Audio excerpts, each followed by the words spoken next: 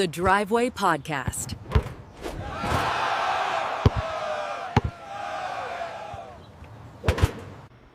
Welcome back to The Driveway.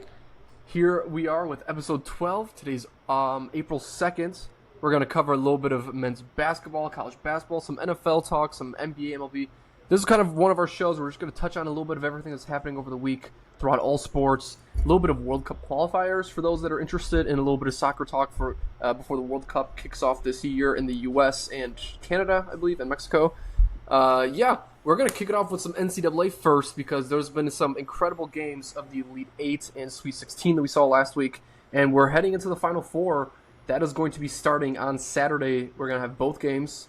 We have UConn versus Illinois and Michigan versus Arizona on the second slate. That is happening Saturday, April 4th. This is the Final Four, and these will be playing in Indianapolis. But any games from the Sweet 16 or Elite 8 that kind of touched you? Because for me, it was mainly just that UConn-Duke game. Yeah, if it wasn't for the UConn-Duke game, that would have been a shitty Final Four. Yeah, I agree. You know, I think my lighting's all fucked up. I'm trying to get more light in this bitch. The fucking shadows in this room is fucking nuts. I have a light in front of me that's banging off the wall, so it creates like a nice outside glow. Because if I put it like this, then everyone's also looks like this. I have like no open view. I have compared to like the shot that fucking Braylon Mullins had. Oh, now I can't see you. Now you're gone. I'm completely in the dark. All right. Unlike the shot Braylon Mullins has, this fucking light is not wide open. No, if it was not for that fucking game, it would have been a terrible Elite 8. The Sweet 16 I thought was pretty good. I thought the Sweet 16 games had some fun. Like UConn Michigan State was really fun. Mm-hmm. I think it's also fun just to see two coaches who, like, their antics have defined, like, what it means to be a college basketball coach, like Tom Izzo and Dan Hurley. They're just like they're kind of just out there having fun, dude. Yeah, having fun, but like they get so animated and they get so into the game. And that was actually a really fun game. I had never seen that. That reminds me of like the old Chicago, like Derrick Rose Chicago Bulls, where like they jump out, like UConn jumped out to like a 24-6 lead and were just like for 10 minutes completely dominating Michigan State, and then Michigan State just beat the fuck out of UConn for 15 minutes. But like every time they tied the game, UConn would hit a clutch three. Like, I don't know, that was the Sweet 16 was a much better game, but like Purdue just gave up against Arizona. I was rooting for Purdue because I thought that they would. I mean, they had a pretty good shot at halftime, right? Because they were up by like 12, but then they just they shit on themselves because they couldn't hit a single three in the second half. But I do remember watching that game. I don't know. I found myself rooting against Arizona. I feel like that's the one seed this year where I'm like, if I had to root against someone, I'm going to root against Arizona. I don't know why though. I really have no clue why. I wanted an Arizona-Michigan game so bad. Yeah, that's going to happen. You know, now that my bracket is busted, I was like, just give me the best possible game. And it'll be hard for anyone to beat that UConn-Duke game. I mean, that was like a beautiful basketball game. Just like two historic schools going toe-to-toe, a 19-point comeback, and a fucking 3-point shot from Afghanistan. Like seriously. And not only that, like the wettest three you've ever seen in your fucking... Like, when he shot that, I was like, airball. That's how wet it was, dude. It was... and it was like, if you watch that back, you could hear him, like, the ball cutting the net. Like, it just... Like, and I just listened to the PMT podcast today of when they interviewed Dan Hurley, and Dan Hurley was sitting there being like, I'm not gonna lie to you, like when he shot that, I knew it was going in. Like he's like, I played it in my head already that it was going in, and I felt that too when I saw him take the shot. Usually I'm the first one to text in any group chat, like, oh my god, you kind of upset. Like I'm usually the first one to go into any group chat to say stuff. I was so shocked by this shot that I like stood there, and for the first time I didn't text anybody. I was like, holy shit, that really just happened. Oh my god, that was I don't pop a lot in sport when I watch sports on TV. Like, I've seen a lot of really great games. I've been, I've been a ball watcher my whole life, so I've seen some really great moments. That was one where I audibly like yelled because Yeah. I was like, I can't believe what I just fucking saw. And you know what? I don't hate Duke. Like I know like everyone hates Duke and everyone's like all in. Um, I don't. I'm just a guy who, like, I don't. Since I went to Northern Illinois, we're 2-35 every year, so like I don't really have a dog in the horse. I know I watch a lot of North Carolina games. Like, did I say dog and a horse? Horse It's a in the dog race. in a horse. Dog and a horse. I've been trying. I know. I'm trying to fucking understand what that means. I know. I don't have a horse in the race. Dog in the horse. I don't have a dog in the horse. No. So like honestly, like college basketball is not as fun without a villain like Duke. Someone has to be the villain. Someone has to be the Yankees. Someone has to be the Lakers or the Celtics. Like somebody's got to be the big bad guy because if they're not, like then you just have what you have in hockey where it's just a bunch of expansion teams. And like it's like, oh, they could win. Maybe they could win. Maybe they could win. Because now all the original 6 teams absolutely blow dick. But like, so Duke, it brings so much value to college basketball, and like, you really want that kind of hatred after it happens. But I felt so bad for Caden Boozer, like that moment, like. You know what? Everything should be put on John Shire because, quite frankly, that ball you should have never progressed it up to that point. Like that, like you should have passed the ball in and either just like fucking Trey Jones throw it up in the air, or throw it down court, or just hold on to it. Mm-hmm. One of the 3 options. Even timeout. There was a timeout. Timeout, yeah. But like I don't know what were they? Why were they trying to play like the hook and ladder Hail Mary game? Like that to me just felt like kind of like freshman play. Like they just truly weren't. They weren't in the right mindset of it. And I agree with me. I feel bad for the Boozer twins only because it was their like logistical fault. Like both of them had a combined like I don't know possession that just didn't make sense. That any of the ideas that they're making. But also, like, props to UConn, because UConn could have easily missed that shot, and none of us would be talking about it. So it really did come down to a shot. Yeah, and not only that, it's just, like, it's crazy, because, like, UConn, I think, like, maybe Duke felt confident, because UConn, don't you take my remote, Ivey. Oh. She's in here, look at her, looking for my remote. I think Duke had like this false sense of confidence because UConn was shooting like shit, and they were like, I don't give a fuck if we turn the ball over in our own area.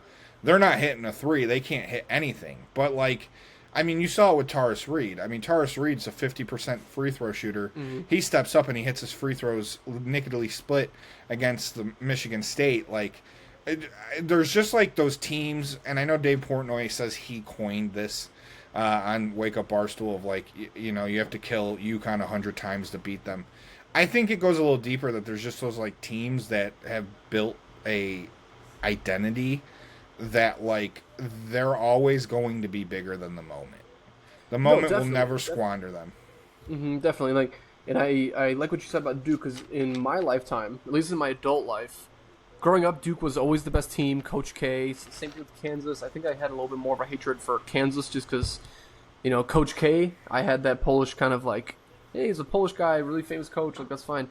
But as I've grown older in my adult life, it's like Duke hasn't been that team. Duke hasn't been necessarily winners in that sense where it's like I should be rooting against UConn, but I have too much respect for Dan Hurley and his coaching staff. So I'm still going to hate on Duke the same way the world does.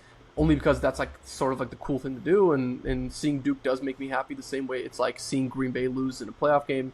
Like that to me is like, ooh, like I need that. Like I need that on a random Thursday night. Coach K's a Polish guy from Chicago.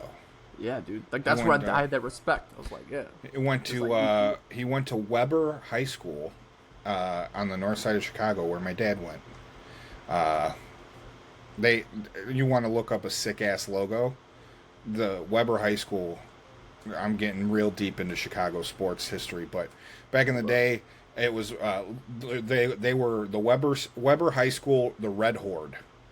and you can't really show it now because it's super cancelable because it's just a Indian, Native American, indigenous person with a headdress. But they I'm were trying to find it right now. they had like red and white. It was pretty nasty, and they were part of like the Catholic Wars back in the day. That like the Notre Dame high schools and all that shit. Okay. Yeah. So I think I found it. I mean, if it's something like this, hold on. I can't see. You gotta lower that brightness on that phone, dog. Yes, that's it. That's it. Okay. Yeah. Yeah, I'm gonna add it in here. Yeah. That it's a badass fucking yeah, and like that's what so they were called the Catholic Wars, and that's the world that Coach K comes from. You know, that's kind of, and he went to Army. I think he started his career at Army. So yeah, I always thought he was a guy, like I always cheered for Coach K too, like you said. Local guy, same thing with John Shire. John Shire was once like, you heard Pat Bev say he was like the greatest player in Chicago at the time. Yeah. You know, everyone didn't want to play against him. So, I don't know. I don't, there's not many teams that I really hate. You know what I mean? Like, I know everyone talks about blue bloods and shit. You need the blue bloods in order to have it be iconic. You know, to have Exactly. you know, it's like saying I watch hockey, but I hate the original six. The fuck you watching Utah Mammoth games? Exactly. You need it. You need the enemies of the state, even though once in a while they'll have the opportunity to win it. That's kind of how I felt with Kansas after Kansas won. I just kind of had a weird thing about hating Kansas, but I agree. I mean, the sport wouldn't be the same without it. And that's going to actually play a little bit to we have the last question of the day here. But, Monday night is going to be the championship. It's going to be the winner of UConn versus Illinois versus the winner of Michigan versus Arizona. Hell yeah. Tell me right now, who do you have as the winner still? Are you still leaning Michigan? Oh, shit. It's hard for me to see. It's hard for me to see someone beating Arizona. And sure, if someone is going to do it, it's going to be Michigan. I think if I had to pick the better team, what Arizona did to Purdue in that second half was crazy. Yeah. They just bullied them, took over the game. But Michigan State and like, don't get me wrong, I thought Michigan, what they did against Alabama and Tennessee, it was impressive. But let's just call a spade a spade. I don't think Tennessee should have been in that game. Yeah. They beat a banged up Iowa State, didn't have their two best players, so Tennessee goes in and beats them. Alabama, we've talked about it on the show in our preview. Alabama has no defense, so playing a competent that was team, an insane scoring game though. Did you see that? In the first quarter, there was like 15 3-pointers. 15 3-pointers up and down. Like that's just Alabama. That's Nate Oates ball. That was a crazy game, yeah. And you know it is a really fun, like they are a really fun team to watch. That's another thing that you need. You just need an exciting fucking team, and Alabama was that. I don't know. I think it's going to be a banger of a game. I think Arizona wins. I don't know, but like there's a lot of weird body language coming around the Tommy Lloyd camp right now.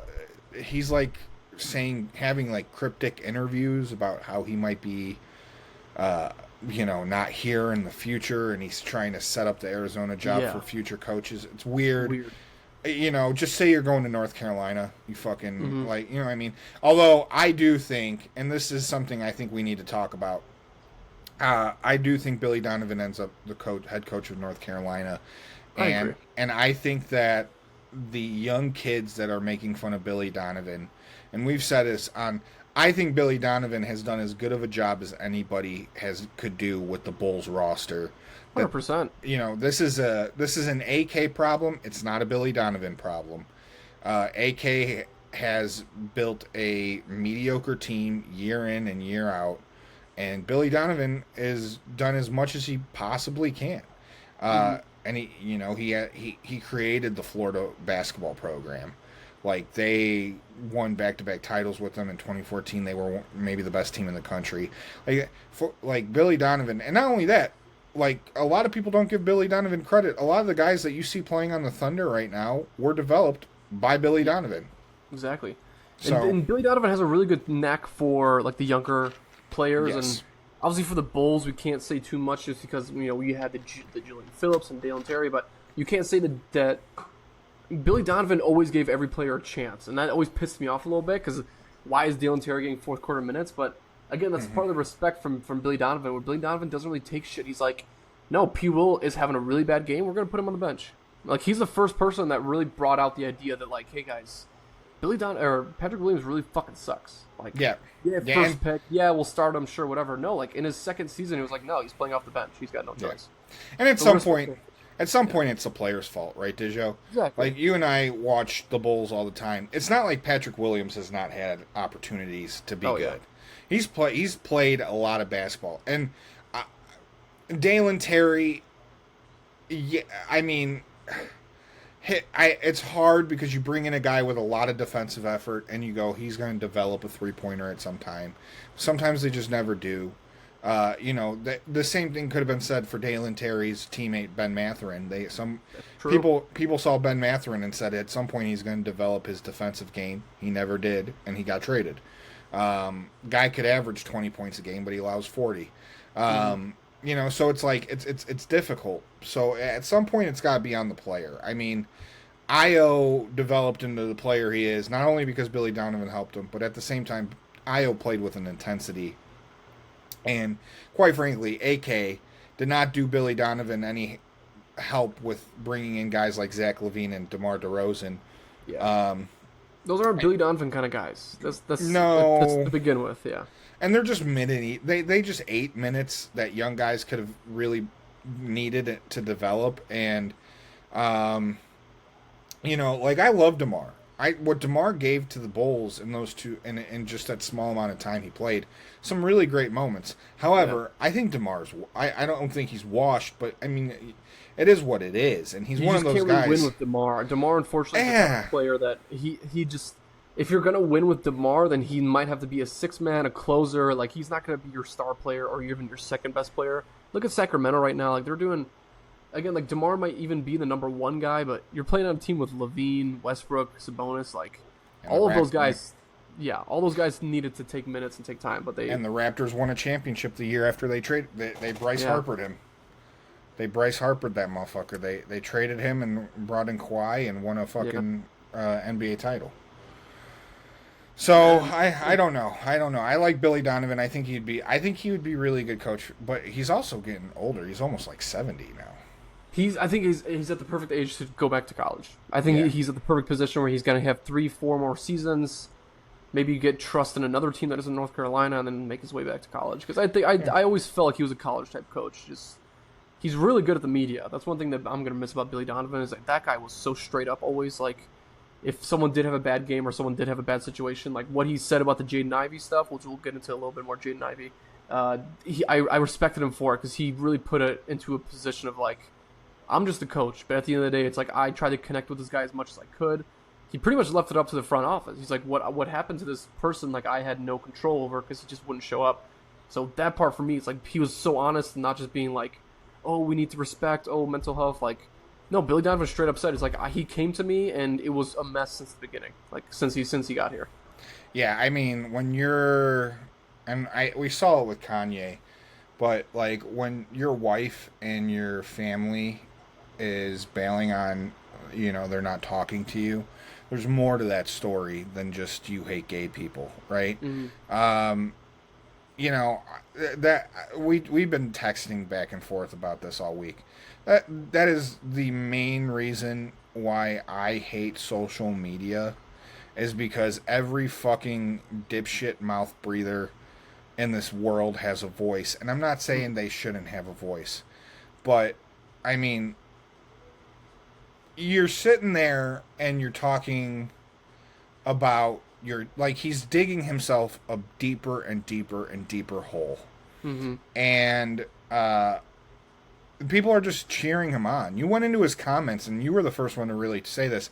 They were like, yeah, hey, like, gay people are bad. Gay people are bad. And he's just like fueling him. And I'm like, you guys are ruining this guy's life. Like, the comments were bad. The comments were like, oh my God, the Bulls, like, it's a pro-gay organization. Like, all their players are gay. And I'm like, this is going in a crazy direction, which I can't stay surprised because at the end of the day, this is Twitter. Instagram comments were way different than what Twitter comments looked like. And I'm a way bigger fan of Twitter comments, no matter what you say. But yeah, that was a difficult part to process because like these are all Bulls fans. Like I'm looking at all these Yeah. comments and I'm like, these are guys that are like, like Zach Levine fan or the Manos Bazel's fan page, and I'm like, this is crazy. Like, You saw it when Sketch, that streamer, when he had that like gay video get released and like all the Madden oh bros. yeah, you know what? I haven't heard about Sketch in a minute, you but you I do remember. really saw how many homophobic people are out there. Mm-hmm. When like me, I could give a fuck who he has sex with. I laughed at his Madden clips, and whether he was gay or straight, Yeah, yeah. I really could His give Texans clips, I yeah. really could give a fuck who he's like having relationships with. And that's how I feel about most people. The thing that I really just I hated, because we see this is a very relevant topic in today's sports and acting, and you and I both like films. Number one, and I'm not gonna talk. I don't want to like. I know there's people who watch this who are probably religious, but let me just say one thing, because I hear a lot of Christians and Catholics say this. The comment, I'm not being hateful. I'm just speaking my religious belief. But then to go and say I will be clapping at you as you burn in hell. I can't think of a more hateful comment Mm-hmm. than that. And so to him to just try to hide behind the fact that he's a Christian and be like, I'm not being hateful. That's just my religion. No, I'm pretty sure your religion is not to be an asshole and to celebrate the people burning in hell. I mean, that's just a very fucked up. If that's your mindset, that's very fucked up. Especially to clap at people burning in hell for choosing who they love and following their heart. Yeah, I mean, that's and with his sake, I've been doing a lot of research on. I mean, mainly not research, but just what's popping on my feed. There's a lot of like Protestant churches, a lot of Catholic churches, Christian churches that are coming out with videos of their pastors being like trying to explain the situation where it's like, I want people to understand is that I agree with the way he's handling, or no, I agree with the things he's saying. I'm just not agreeing with the way he's handling things. And the biggest thing that I heard was that there are people that praise the Bible in every aspect, and then there's people that pick and choose the parts of the Bible that are most important to them, and then they really kind of edge on those characters and those problems. And that's exactly kind of what we're seeing in the Jaden Ivey situation, where he's not open to all this discourse and all the conversation in regards to the entire part of it. He's just focused on the few parts that make him a believer and what's important to him. And man, it's the trickiest part for me is seeing the person he was in Detroit for the 2 seasons and interviews and how excited, and right, he's got 3 kids and a beautiful wife, and all of a sudden he makes it to Chicago and he's like, I'm not the same player, that player's dead. Completely different turnaround, like a Kanye West type moment, where it's like within a week he's literally become like a true enemy of the state. I don't know how to explain this, and I'm not gonna pick any sides here. I'm on the side of the NBA just because my team. Hopefully this helps trigger a little bit of like a hey, fire the front office of my team. Yeah. But man, it can't get much worse for him right now. So I am on the side of the NBA. I'm on the side of the Bulls, and I've taken some heat because I've spoken about this before. When we talk about, and people got to be really careful when they, because I see a lot of people talk about free speech, and they say they can't do that because it's free speech. When you go out, so if you remember, maybe a year or two ago, the Philadelphia Flyers, a couple of the players, and this happened in the NBA as well, a couple of the players on Pride Night decided that they did not want to wear rainbow practice jerseys. Mm-hmm.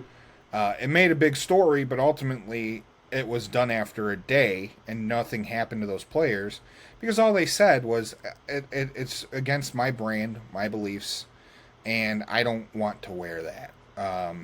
And the team can't do anything about that because in the end of the day, you do have free will. However, you are employed by a team, and at a certain point, it becomes an obligation of the team and of the person that works for that team and that organization to try and maximize the profits of who they work for.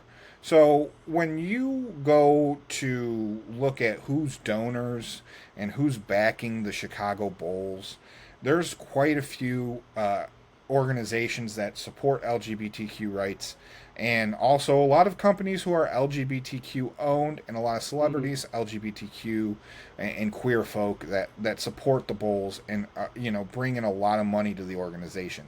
So when you say that like the Bulls and the NBA in general are choosing a path of unrighteousness, and it's like you're attacking the organization that you work for and their donors. And that's absolutely a fireable offense. Exactly. They're not any job you're at. Job you're at. And that's for everyone who's watching and listening, and like that is a very fireable offense, because this also came up, and I know, again, you're a movie guy, I'm a movie guy. This came up when Shorty, who was playing Snow White, was saying some wild shit about Israel, and just talking a bunch of shit. And she was like, I'm not going to be a Disney princess until you pay me, like all that crazy shit. And people were like, free speech, free speech.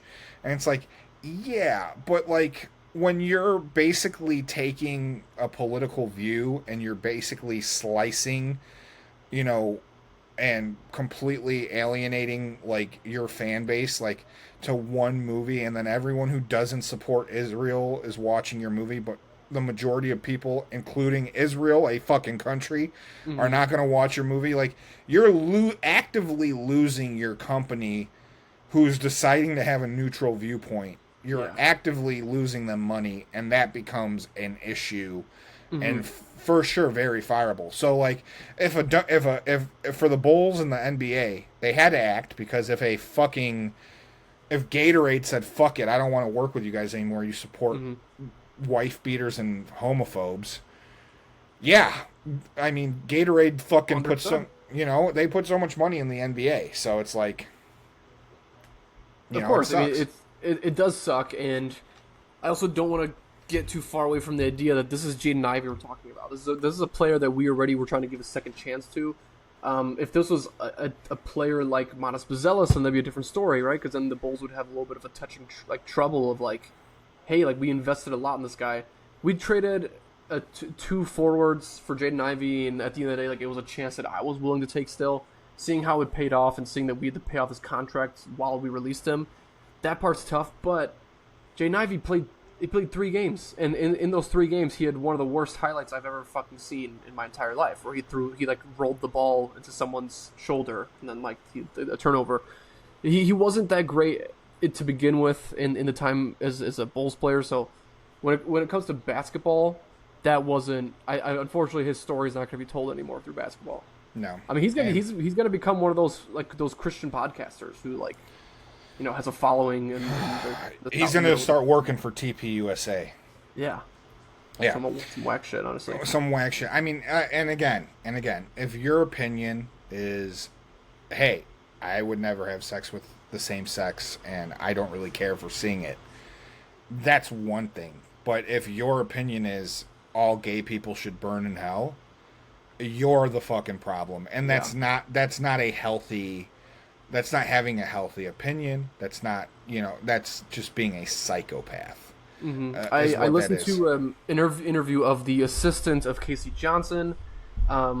There's this, damn it, I wish I remembered their name, but they goes they them, and they were an interviewer. Obviously, they helped Casey Johnson, so after every post game, and they pretty much mentioned how the 3 times that they got the opportunity to talk to Jaden Ivey, Jaden Ivey was absolutely like the worst person they'd ever interviewed, and tried to understand the mindset that he had, because you saw the report of how he asked everyone like who has had sex before marriage, and this person who was close to my age, probably around 24, 25, that's a very weird question to be asked when you're trying to fight for your job in a market that there's a million other people trying to take your position. So I feel bad for them, because they felt like they weren't trying to overstep in trying to be someone that's like a figure against Ivy, but knowing that it's like you sometimes have to kiss ass to like maintain that position you have, and it's unfortunate, and I gave them a little bit of respect for it, because I know that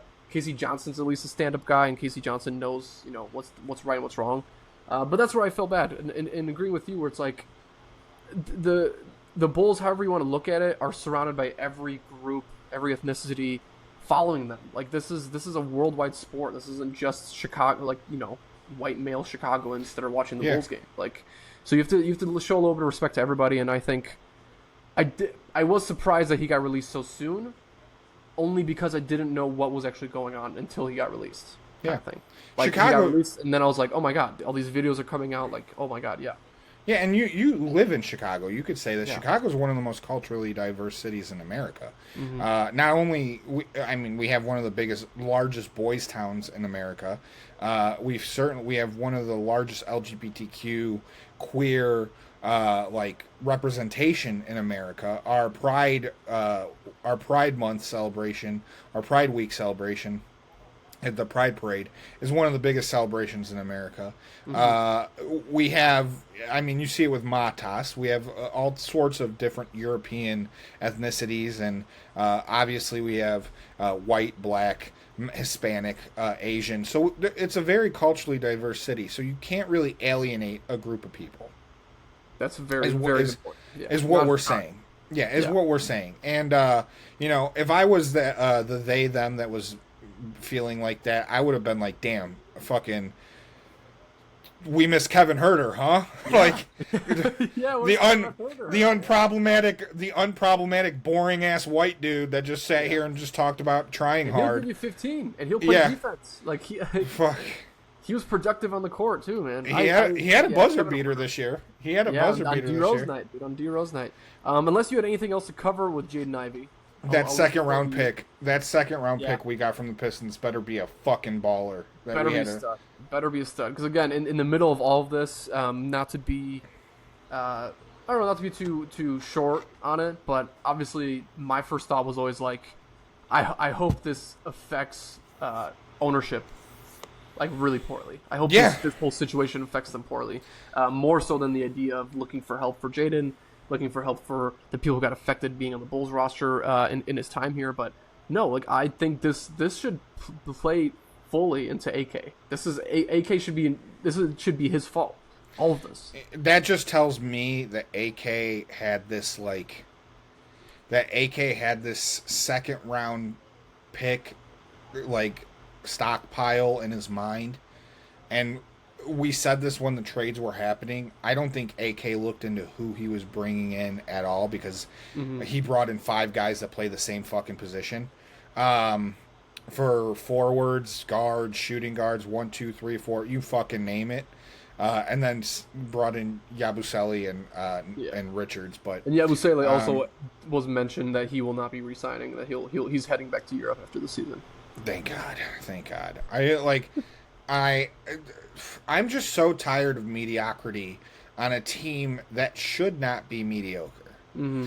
And I don't want to make this a Bulls sound off kind of thing, but for fuck's sake, man, can I just watch a good fucking player in the city of Chicago, 6 fucking NBA championships? It's really the only franchise that I could brag that we are in like the top 5 most winningest fucking teams and in Chicago, and we can't find anyone decent since Derrick Rose. Mm-hmm. For fuck's sake. Like, everyone's talking about Matas. Yes, keep doing that, young blood. Keep fucking doing it, because sometimes you're soft as baby poo, and I'm just gonna say it. I don't know how to explain this, because I know I'm gonna come off as wrong, but God, does it seem like the NBA is a lot easier to build than they make it seem? Like, the NBA is a lot easier to build teams than the way they make it seem. Seriously, like, I don't know. You look at the Pacers. The Pacers did it in a way that's like exciting, and they have a year off, and Tyrese is still gonna get some time to come back this season. And they get Zubac. Yes, and they get a fucking good center. Like, and you look at a team like that, and it's like, hey, they're going to be good. Like, who knows if not for a year or two, but for a while. Like, they have assets, and they have a good coach, and they have all this stuff. But like, I never felt that with the Bulls. Like, even in the Derrick Rose era, where I was like, hey, this team's going to be around for a while. I never felt that. The Bulls are doing what the Cubs did in my childhood. And it goes back to the fact that, like, I really do think it's because, like, Chicago sports teams make money no matter how good or bad they are. Oh, yeah. However, the Bulls have been doing something that the Chicago Cubs did when I was a kid, and that is instead of just going and getting a player that we know that all of us know is good, they're going to get a guy that they're going to have to sell us on. You know what I'm saying? Like Yeah, look at this guy Noah Asenge. Like he's the next Wemby. Like you're gonna love him. Forget that. Like not just Noah Asenge. Like when we were at your house and it was like when you were a kid and we were just hanging out and me and Paulie were watching the LeBron decision and everyone that I think that year it was like LeBron, Chris Paul, all these guys were free agents and we're all sitting there, we're like, dude, the Bulls are gonna get this guy, Bulls are gonna get this guy, and then it's like, hey, Carlos Boozer, and we're like, and we're like, who? And they're like, yeah, you heard it, Duke guy from the Jazz. Yeah, and one-time All-Star. Like one-time All-Star. I swear he could be a franchise cornerstone. And it's like, okay, and then it's like, here's Dwayne Wade, 38 years old, could still play. Do you remember Paul Gasol? Do you remember all the championships he won? Well, he's 36 years old and he wants to play in Chicago. And it wasn't just Kobe. It wasn't Kobe. Yeah. It was Paul Gasol, guys, and we're going to prove it to you. And it's like, fuck. Man, why can't you just sign Kobe? Third, fourth fiddle. Yeah, just go fucking sign Kobe. It's always these third, fourth fiddles that the Bulls are obsessed with, where it's like, this is a team guy. We'll build with this guy. It's ridiculous. I mean, it worked once. It worked once with the whole Lonzo situation. That worked. Like, for a month, that worked. But I'm done conveying it as a success, because obviously it was never a success. Yeah, but Dijo, I mean, you watch the NBA. How many teams, like, saying you were good for a month is crazy. Yeah. I mean, the Cavaliers, year in and year out, with Donovan Mitchell, and the Jazz before the Cavaliers, the Jazz with Donovan Mitchell did the same thing. They won 60 games a year, and they're out in the second round. Yeah. So don't tell me because you were fucking number one seed for a month that you had something going.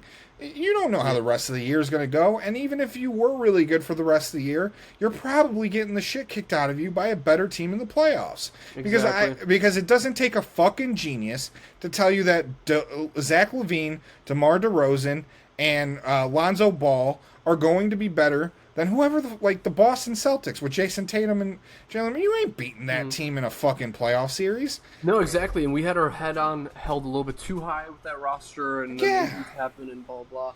Well, it's hard because you can't blame us because we went through 6 years of rebuild of awful basketball, and we were finally good, and so we're enjoying watching Bulls games again. You can't blame us, but AK, you just came from the Nuggets, who. You say you built a championship team. A guy who built a championship team should be able to eyeball a team after a month and say, okay, we're 18-5, but I don't know if we're going to win a playoff series against an elite team. No, exactly, and that's the struggle that the Bulls are kind of facing with, especially these last 3 seasons. But going to more NBA talk, we're talking about the end of the season and how the end of the season can always change things. We're approaching the end of the NBA season. We have roughly 6, 7 games per team. I think the biggest storylines, especially being a Bulls fan, is going to be the Portland Blazers position where they stand in. Right now, they are 39 wins, tied with the Clippers. If they were to finish with a better record, that would give them the 8th seed, and that would mean that all they have to do is beat Phoenix, Phoenix is the 7th seed. Pretty surprising. And I should say, shouldn't be that hard of a game for Portland to potentially win to make it into the playoffs as a 7th seed. That would give Bulls a first-round pick, so that would be pretty exciting. So right now, for those of you kind of looking for an incentive to watch NBA games that isn't Bulls games, let's check it in on Portland, because Portland did just beat the Clippers 2 nights ago. So I have a feeling that they're going to go ahead and swap places for that 8th seed, which means all they have to do is win 1 game or win 2 games to make it to the playoffs, which is exactly what we want. We don't want them to be in the 9th, 10th seed. So that's going to be a pretty exciting part for the Blazers. But also, we have the entire postseason locked up. So none of the teams, there's no more fighting for positions. And all we're doing is fighting for seeding. So it looks like the play-in teams are going to be Toronto, Charlotte, Orlando, Miami. And then for the West, we have Phoenix, Clippers, Portland, Golden State Warriors. The teams that just made the cut were the Pelicans, which were actually 10 games back. The Pelicans were 10 games back from the 10th seed. And then also was Milwaukee, Chicago, which Milwaukee and Chicago both right now 30 and 29 wins. We're hoping Chicago can not push for 1 extra win just so we can get 1 extra position, a better lottery position. we're heading to the end of it, boys. I mean, this is it's been a year where I think I've watched the least amount of basketball I've ever have, and that's not to sit here and say that I'm a sports guy running a podcast and I don't watch ball. I just haven't had interest. I haven't had that much interest. I've been trying to focus more on the soccer side of things, and baseball season and March Madness. I haven't been there for basketball as much this year. Yeah, I watch a lot of the highlights for NBA and NHL. I watched every day. I'll watch like the 10-minute highlight thing that they do on YouTube. I don't know. It's been really strange because there's a lot of teams that are getting hot at the right time, but I don't really believe in them. Like Atlanta looks unbeatable right now, but I don't really think Atlanta's winning a series. I don't want to believe in the Knicks. The Celtics annoy me. It's hard, man. And then the Lakers are hot, and I want the Lakers to lose more than anything in the world. Yeah. So. San Antonio's on a 10-game win streak. They're 2 games behind OKC. Do you think they have the opportunity to pass OKC for the first seed? That's who I'm rocking with. Yeah? I think I'm rocking with the Spurs. Although the Spurs, I think I might have mentioned this on previous episodes, the Spurs have one of the worst stadiums I've ever been to in my life, and one of the worst areas around their stadiums. But we talked about that a few shows ago. I remember you saying that. A few shows ago, yeah, with the crackhead and the baby carriage. Yeah. Look, I fucking really, really like the Spurs. I just like how they play. I also will cheer for Minnesota. I'm an Anthony Edwards guy, even though he's kind of a piece of shit outside of basketball. I kind of like how he owns that he's a piece of shit, though. He's not afraid to be like, yeah, that's me. I like Minnesota and San Antonio. I don't like the Thunder. Everything about the Thunder annoy me. Everything about the Lakers annoy me. I don't ever have faith in the Rockets, even though I would not mind seeing them go on a run. I just don't think. Yeah. Nothing is inspiring about them. I do like Phoenix. I like Devin Booker. I don't think they have it in them either. So, I don't know. There's just a lot of teams. It's interesting because there's a lot of teams, if they don't win this year, it's like, okay, what the fuck do we do? Like the Knicks. If the Knicks don't win this year, what do you do if you're the Knicks? Mm-hmm. No, exactly. They've invested so much into the future of this team, which their future is built on 2 seasons. It's not even like a 5-year plan. Yeah. What they have is, and we all know what's going to happen. They're going to lose second round, and they're going to come back and be like, hey, well, Karl Anthony Towns, guess what? You're going to have to get traded for a first-round pick because we're going to have to draft a young guy to play center. And, like, yeah. it's exactly the situation they're going to be in, and unfortunately, I'm going to sit here and love all the New York games that they lose because I'm ruthless like that, man. I can't fucking stand the Knicks. Yeah, I think we might be headed to a Celtics-Lakers finals again. It potentially, I do think the Lakers struggle at one thing, and that's defense. I think offensively they're really good, and we've seen Luka provide a lot on offense. But I think the thing that struggles with the Lakers is that I think the Nuggets are a really big matchup for them. Yeah. They have literally all the positions from Jamal Murray to Cam Johnson to Nikola Jokic that they can't answer. Like especially offensively or defensively. So I think that I like the Lakers' chances, but I think at the end of the day, LeBron isn't going to be the superstar. Austin Reeves isn't exactly the player that most people are coming to be, with him being the second best scorer on this team. It's gonna have to be all Luka. It's gonna have to be all Luka in order for them to win each series. But in my opinion, this is gonna be the year the Spurs win it. This is the year of the Spurs. I think it'll be interesting because I do think Boston, if it was Celtics Spurs, would be a really interesting matchup. But I think like the Knicks, just like you got to figure something out because next year the Pacers are going to be back, and if the Pacers get the number 1 overall pick, and they get AJ DeBonsa to go with Zubac and Tyrese Halliburton, dude, that's pretty fucking scary. But yeah, I don't know. The Thunder are still.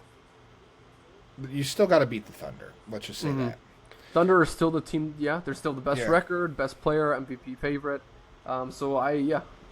Yeah. No, yeah. I don't know. No This might be a year too that a weird team emerges. You know what I mean? I think it's tricky just because we had that last year with the Pacers. So for it to happen two years in a row of a weird team coming in, like a Pistons versus like Nuggets matchup. I could see that. I regret it because at the I think it was at the All-Star break, me and my friends did a guess where it's like, guess who's going to be in the finals or guess who the MVP is going to be. Like we all tried to choose different players, and I chose Detroit versus San Antonio. And then I watched Jason Tatum come back. And then I watched Jason Tatum average a triple-double in the 3 games he came back from an Achilles injury. And I'm like, Jesus Christ. Celtics are easily the best team. And they got Vucevic. We keep forgetting. They have Vucevic in the playoffs is going to be a stud. All he's got to do is rebound and score from the bucket. Like, yeah, the problem is that only one guy on that team could shoot the ball at a time. Yeah. So, but I say that acting like they haven't won an NBA Finals already, like they haven't won a title. Like people those forget. guys don't have a ring. Too. Yeah, it'll be fun. It's going to be a really good.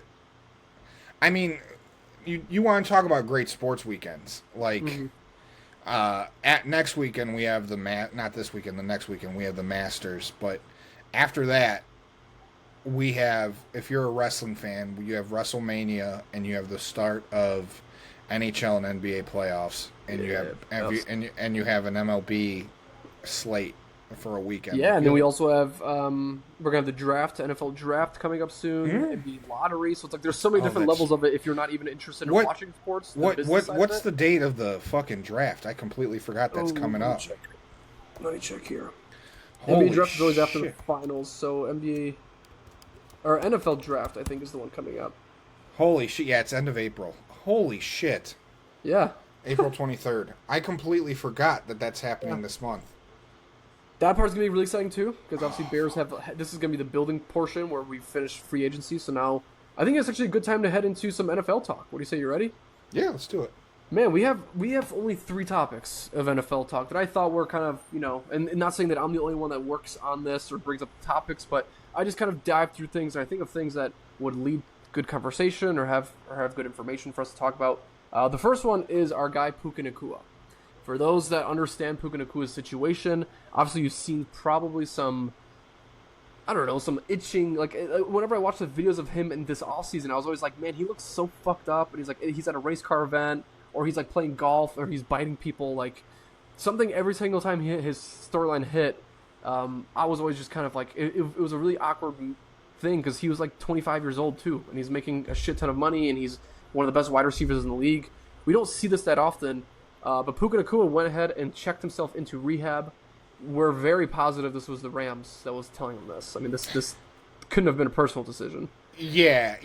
You know what? I don't feel bad for Puka. The fact that his agent broke the news really just comes off as his agent saying, hey, if you want your money and you want your extension, this is what you have to do this offseason.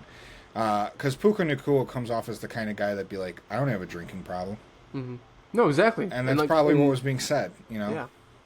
No, he's like, oh, it's the off season. Like, I'm working out, I'm training, don't worry about it. But he would be vividly fucked up. Like, he would be more than just a drunk person. Yep. You could see a drunk athlete, and though they're having fun at a Cubs game. This is different.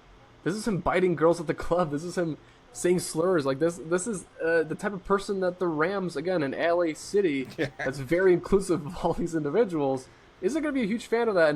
And the one person I thought of first was Matt Stafford. I think Matt Stafford 100% texted him and be like, dude, let me tell you this right now, buddy. Kelvin Johnson, man, like, don't get me fucking started on what you're ruining this for me. You're ruining my chance, dude. No one has ever claimed to have video evidence that proves them innocent of a crime, and it somehow makes them look worse. Yeah. Where he's like, I have video evidence I didn't bite this girl in the car, and then the video evidence is just him passed out in the car, and the girls are twerking on him, and he's just dead in a fucking van, like in a ride share. He's just fucking, he's just fucking dying. Like it's like, okay, dude, come on. Yeah, you got other issues going on. Yeah, like come on. Like, how did you look at that video and go, this is really good for me to publicly release? this section is interesting because we don't see this often, right? Like, I mean, mental health is a big deal in sports, and how often they talk about it without actually, going forth. Where with the Jaden Ivey situation, it's a little bit different, but Puka Nacua is a sweetheart. Like, he's an NBA's he's the NFL's future. Like, JSN just got that deal. We talked about this 2 weeks ago. Puka Nacua is on a completely different planet right now. JSN is like worlds above him, even though they're on the same talent level. So what do we see through Puka? I asked you this through text, but I'll ask you again. What are the chances of this affecting the season? Higher? It won't. He'll be back. He'll be back. The thing about this is we've seen this a lot with many wide receivers. For some reason, that position just breeds not psycho, ego, just character. Like, I mean, just type in mentally unstable wide receiver. Each team's got one. Yep. And you will go down a long line of antics and craziness. T.O. on the star. Like just a lot of prima donna bullshit. I don't know if Puka Nacua, at first he was, because he was like this like long-haired surfer boy in L.A. and everyone loved him, and then he started making very questionable decisions. Obviously, the Aiden Ross stream where he was going to do some anti-Semitic thing for a touchdown celebration was a little crazy. Look, I don't want to sound bad, because I'm going to sound bad. I'm going to light a candle for this and pray that no one cancels me. Prayers. Look, mental health is a big thing. We all need to take care of mental health. Please, if you're struggling, go ask help. All that shit. At some point, mental health stops becoming an excuse. And, mental health and depression, if you're mentally ill or depressed, that doesn't... There's a lot of things that does. What that doesn't do is you going on Aiden Ross's stream and not knowing a very offensive hand gesture. That's not anxiety. That's not depression. That's not mental health. That's just very stupid and impulsive. And I'm sorry, just nothing about Puka Nacua, and I don't want to make any judgments, but nothing about his situation and his decisions really, I mean, like, they're not like Antonio Brown, where this guy clearly has a problem. No, Puka Nacua is just a dipshit who parties. He's a young kid, dude. Yeah, again, young guy. He's a young guy. Yeah, and also he's a millionaire at a young age. Living in Los Angeles. Yeah. So that's what that comes off to me as. I don't think it's an Antonio Brown where it's like a CTE type thing. But you also got to look at what he grew up in. His brother's getting arrested every weekend. So I'm sure the household that he grew up in plays a huge part in the type of guy he is. And I don't want to like say he came from a bad household. It's a really good point you make. I'm sorry, you can continue going. Yeah, no, you're good. That's a really good point. That's a really good point, because I agree.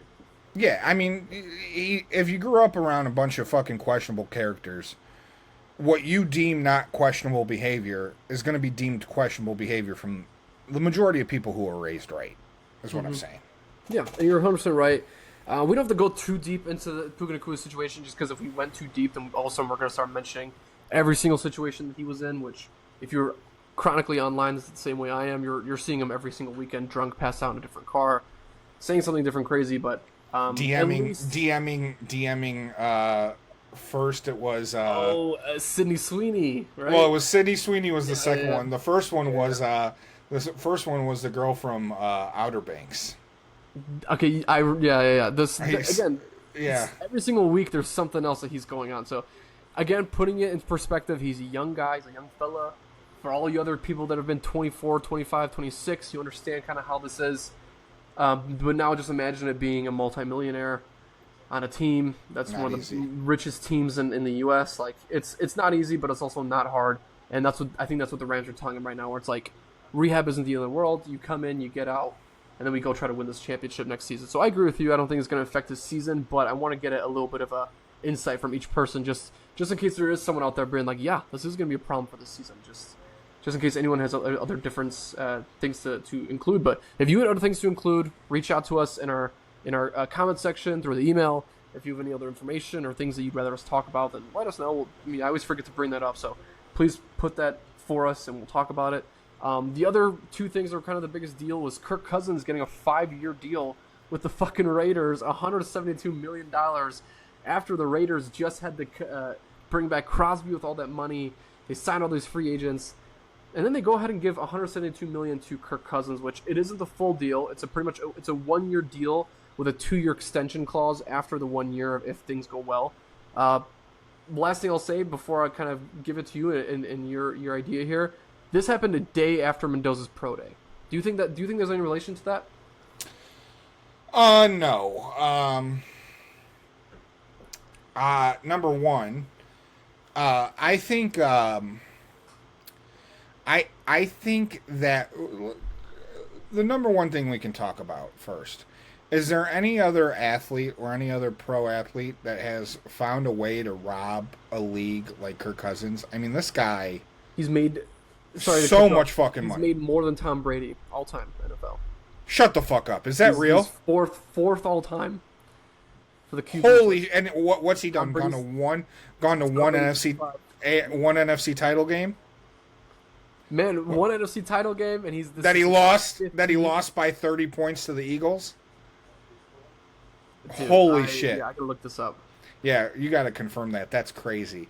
I will say this though: aside from the money, the contract, the fact that Kirk Cousins is the richest guy of all time, and the guy who hasn't won shit, I don't hate it because look, I don't think, there's talents that come out of college and you're like, put this guy in right away. He's going to be good in a couple games. Eventually he's going to pick up. The game's not going to be too fast for him. Caleb Williams is one of those guys. Yeah. Where you're more concerned that Caleb Williams is too fast for the game. You want him to slow down a little bit and get into repetition a little bit. But there's going to be those guys that the game is a little too fast for him because of just the program that he was in. And I don't think Fernando Mendoza was going to be being set up for success starting for the Raiders week 1. I think this kid's a really good kid. I think he's a winner at heart, and I think him sitting a year is not going to deter the type of quarterback he's going to be. I think they did this to protect him. Mm-hmm. And honestly, I think sitting a year or two is kind of really good for him. Mm-hmm. And I think sitting behind a quarterback that you're getting comp to and letting that guy take a lot of the hits it makes a lot of sense. And exactly. that 5-year contract to me says, hey, Kirk, we're going to need you maybe 2 or 3 years because we're going to have to really work and develop Fernando. Because I just don't think he's a day one starter guy. I don't think any quarterback coming out this year is. And quite frankly, J.J. McCarthy would be a much better quarterback if Kirk Cousins was a Vikings quarterback when they drafted J.J. I totally agree with you. And let him develop. I mean, look, Aaron Rodgers, it took 4 years for Aaron Rodgers to start. Yeah. Are you ready for this list? Yeah, let's do it. NFL all-time earnings leaders, the top 5, all QBs. Number 5, we have Russell Wilson, $317 million, and I'll add the list here so people see. Number 4, Tom Brady, $333 million. Kirk Cousins at number 3 with $341 million. You go to number 2, Aaron Rodgers, $395 million, and the only person to break $400 million, the highest paid player in NFL history, Matthew Stafford, $408 million. Kirk Cousins is number 3 on that list. 4 guys, just a bunch of dudes who won a Super Bowl in Kirk. And is he angry? No, I'm sure he's not. He's best GM, best fucking owner, manager in the fucking league, dude. But that's to be said. That's what being unproblematic and being able to step into any role and do your fucking job, being a vet. Yeah, you could get fucking a lot of money, and especially in today's age where they're throwing and Puka Nacua, you should take notes. Just being a guy that a team could rely on. What you're going to get with Kirk Cousins. Mm-hmm. Solid. And solid. And the Raiders have a lot of young guys like Brock and GNT, and they got a lot of young guys that are going to take some time to develop. And so bringing in a guy like Kirk, who's going to help those guys, as well as a young quarterback sitting behind you and learning everything and growing with these young players, because he's going to be taking some practice reps. This is really good for Fernando. And I think he should look at it this way. I don't think, and I think he will, because he's just that type of guy. I don't think he's going to be hurt by this at all.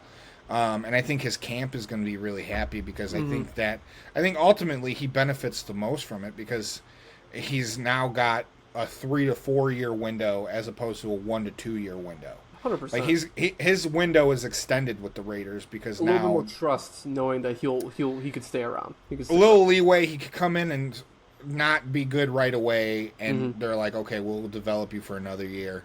Like, he's got a little bit more breathing room. Anthony Richardson's the guy. He probably could have sat for a year. Exactly. only playing 6 collegiate games. Yeah. Like, Mitch Trubisky, another guy, played very limited time. And I know he succeeded quite quickly, but was starting right away. So, and it's also, we saw it in Atlanta. It's not like Kirk Cousins can't lose a starting job. And I don't think the Raiders are really worried about winning games right now. I think they're okay with collecting draft picks right now. And I know no one wants to hear that in Raider Nation, but it is what it is. But that's also what's going to help you win. And if you have Tom Brady's not a loser. Like, Tom Brady wants to win, right? So and you know what? I really do think some of the teams made smart decisions, because it looks like the Jets are going to go Ty Simpson. Ty Simpson's another guy who has a lot of tangibles that I really like, just like Fernando Mendoza. I just don't think Ty Simpson's ready to be a starter day one. And so sitting behind Geno Smith, a veteran, and getting to learn from a guy who seems to be liked around the league and has been in a lot of different offenses, like, it's going to be really good for them. And again, it all comes down to who's going to be faster than the game and who's going to have to slow down to catch up to the game. Usually, like a guy like Caleb Williams, Joe Burrow, those were guys that you weren't worried that this game was going to go by too fast for them. Like, they just see things at a different pace. You just needed to wait for that one first game where they got comfortable, and then that's the player that you'd see day in, day out. They're the guy who throws 100 miles per hour consistently, that you're like, at some point this guy's going to settle in, and it's going to be a problem for the league. 100%. Thank God that Caleb Williams did settle in, because here we are now being in a position where it's like we don't have to pick number 1 through number 10. Like, we're going to have a number 25 pick, and that's exciting. Speaking of picks, though, the last thing I have to mention for NFL, and then we'll get into some World Cup qualifiers.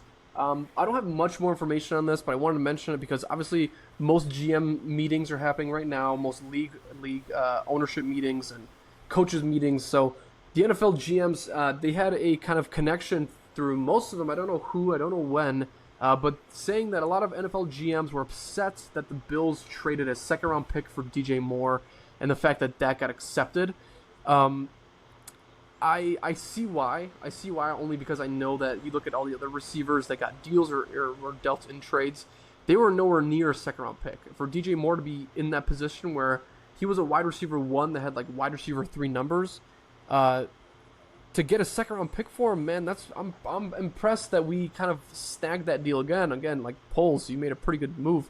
But tell me right now, I mean, if you're the Bills, are you upset as the Bills owner that we gave up that you'd give up a second round pick for DJ Moore? No. I don't know how much less they could have went. Like, like if we make a combination of like a 4th round pick, maybe. But no. Yeah, look.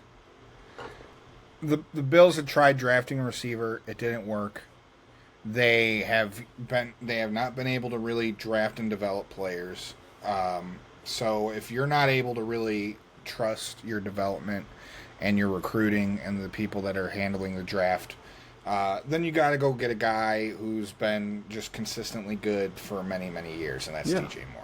So and trustworthy, again, can make the big plays. Unfortunately, there were a few big plays that he missed, but I feel like he made way more big plays than not.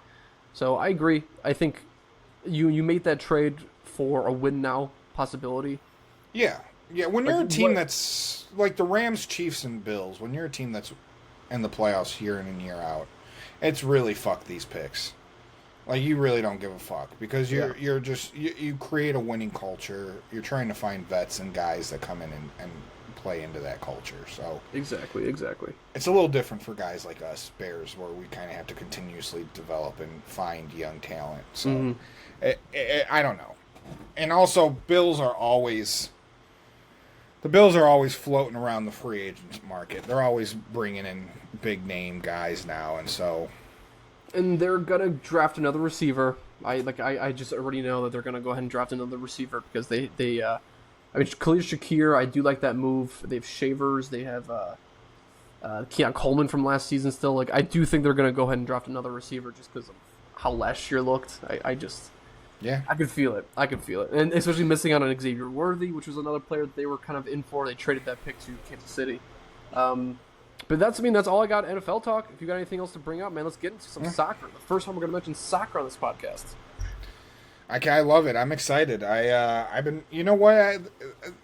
I'm not excited because there's quite a bit of really good teams that aren't playing in a World Cup and a lot of shitty teams that are. And look, I'm sorry, I don't want to.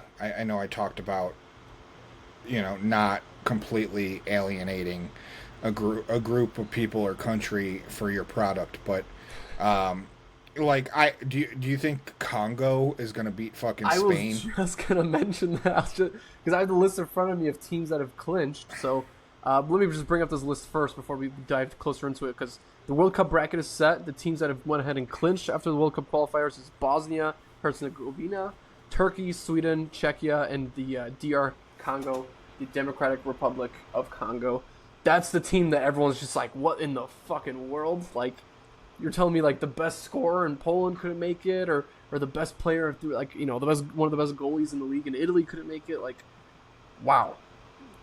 It's tricky. It's tricky in that situation, but that's also why we gotta love it. That's why we have to love the sport. So, look, I love the sport, and it's always fun to see a random team come in. But, like, Cameroon, Nigeria, those are actually really good teams that aren't getting to play for a World Cup. You know what? Italy. I'm sorry, they should be there. I'm going to pull up the list now. Because, look, some of these fucking groups, man, some of these groups are crazy, okay?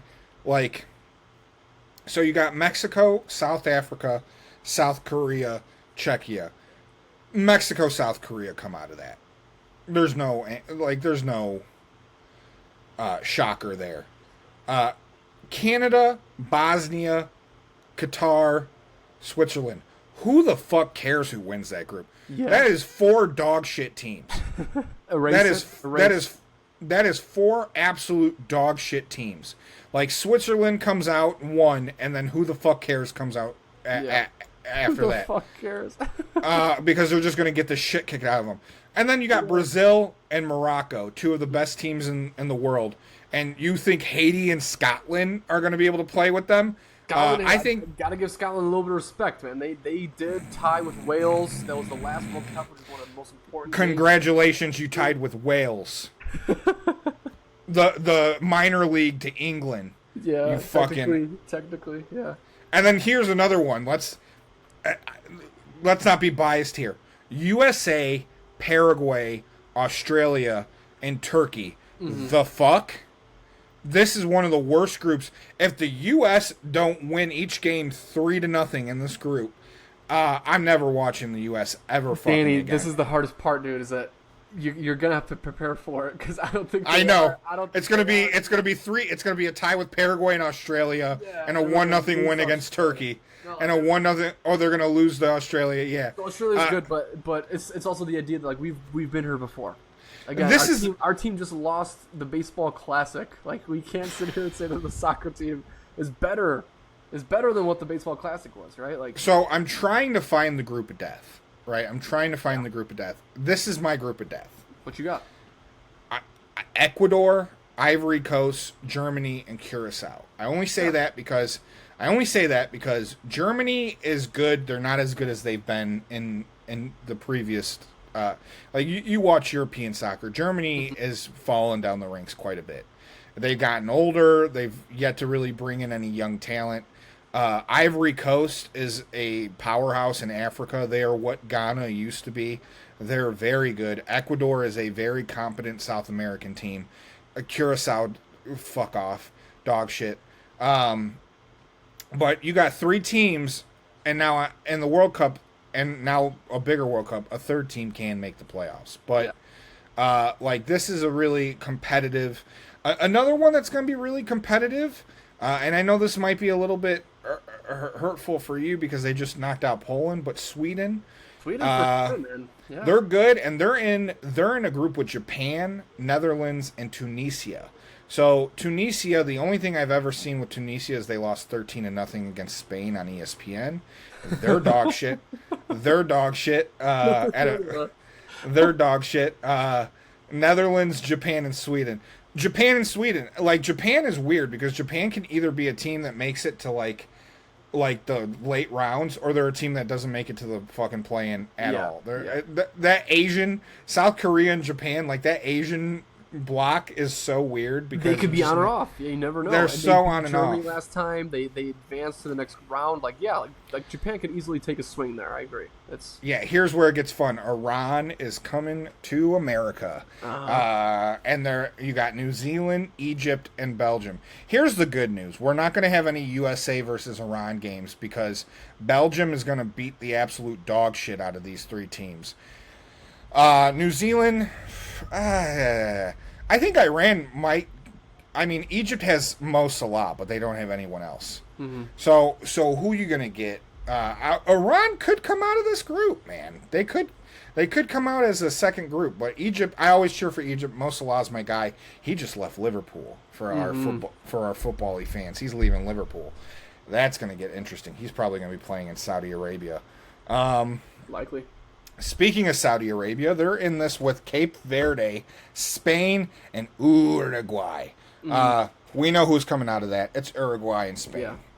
Yeah. Historically one of the best teams, one of those prominent teams now. Nowadays they're not as good, but Uruguay, you always have to count them in. Always second round advance, dude. That is like the fuck. I don't even know.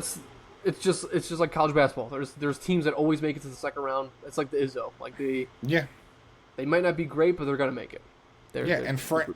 So this is another one. We're on Group I. This is crazy. We're going to go the whole alphabet.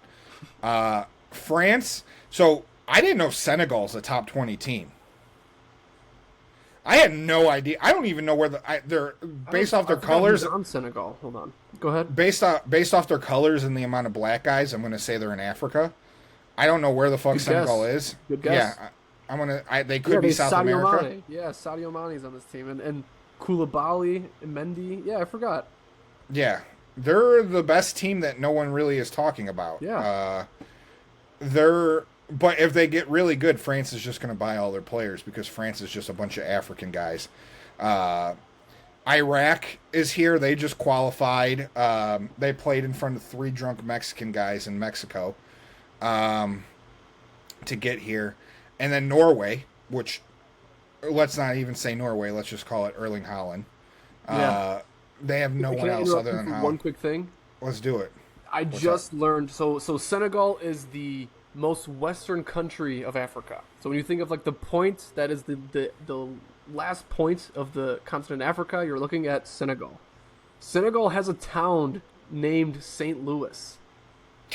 That's the most northern town of Senegal. I hope they fucking lose. St. Louis. I hope they fucking lose. I hope Senegal loses. Fans looking for an I'm gonna be the biggest. I'm gonna be the biggest Iraq fan when they play Iraq. St. Louis, that's unbelievable. Another team no one talks about that actually is like fucking awesome is Algeria. Algeria, yeah. Like people forget the last World Cup they beat Germany, and no one talks about that. Yeah. Jordan, dog shit. Austria, dog shit. Argentina's gonna run through them. So it'll be Argentina and Algeria. And then this is the one we were just laughing about, Congo. Uzbekistan and they're going to play Colombia and Portugal. Oh, my God. Oh, God. There's going to be some 7-0 wins, dude. And then this is another possible group of death. This is a great one. Which, also, fuck FIFA for putting Ghana in the group of death every year. Yeah. They always get that position. And there was a year where they were in Poland's group, which Poland was also the group of death. It was I forgot.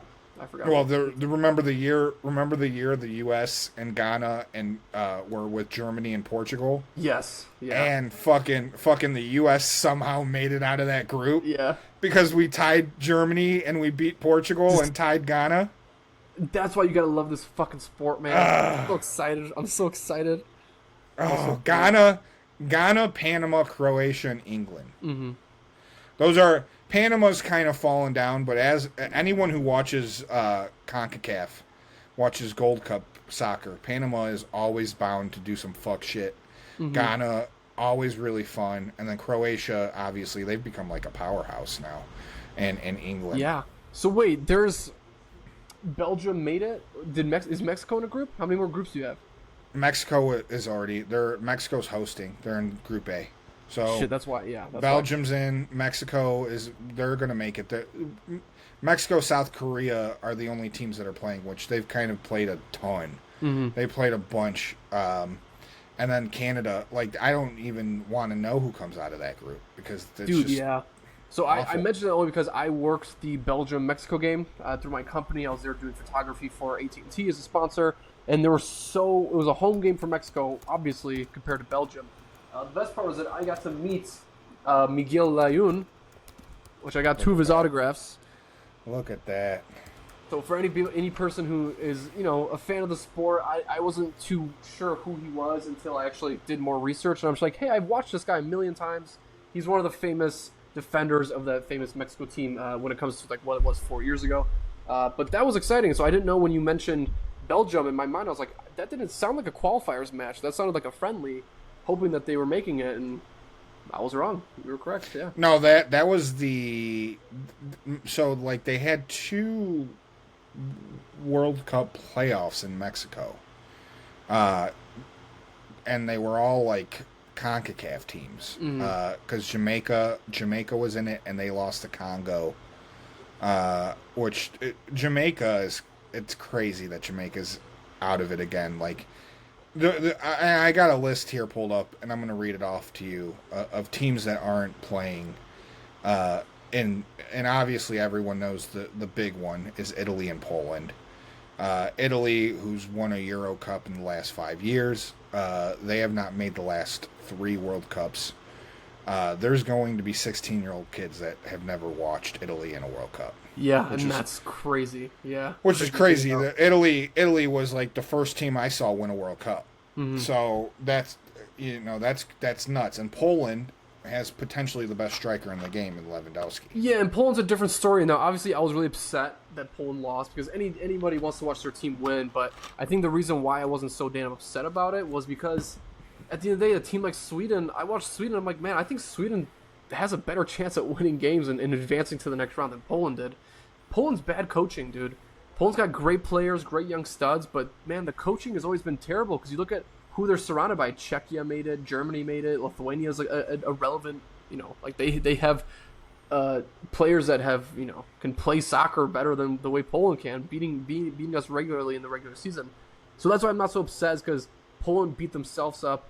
We came down to a extra time goal. It wasn't really extra time. It was an 89th minute goal against Sweden, but it happens.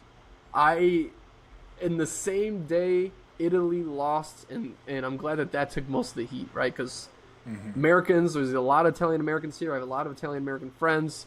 Yeah, they were fucking pissed to lose to Bosnia. Yeah. Well, and I'm mad because I want to watch great soccer. And if I had to pick based off the 4 best teams of just like watching teams play in friendlies and stuff, it's Italy, Poland, Denmark, and Norway by a mile. By a mile. And Norway, I will say this, Norway is not the better team. They just have Erling Haaland. Yeah. So, but Italy, Poland, and Denmark are the 3 best teams from Europe that didn't make it. And there are definitely, like, Czechia is not a better team. They just were better for one game against, and they're not better than Denmark, Poland, or Italy. Maybe Denmark. Denmark's right on that. I wouldn't be mad because I don't think Denmark has. They've kind of gotten a little older. They just have Dave Eriksson. I know they've a few names on there, but Yeah, and then the big ones for me is Africa. Just because like Nigeria and Cameroon are two very good teams that could beat anyone in the world. Cameroon went on a deep run the last World Cup. Another team from South America for me is Chile. Yeah, That they should be back here. This is a team that gives Brazil and friendlies all they can handle. And then Peru. You could say Peru. Peru's up there. They're a team they're competitive, but really, Nigeria, Cameroon, Italy, Poland, and Denmark. That's just killer. I mean, it is killer, and we're gonna have to wait 4 more years, technically 2 for the European Championship there. So maybe Poland can make it again. It does sound like this is gonna be Lewandowski's last attempt to put on a Polish jersey, which is very sad, but also respect to him because at the end of the day, he did have a very successful career.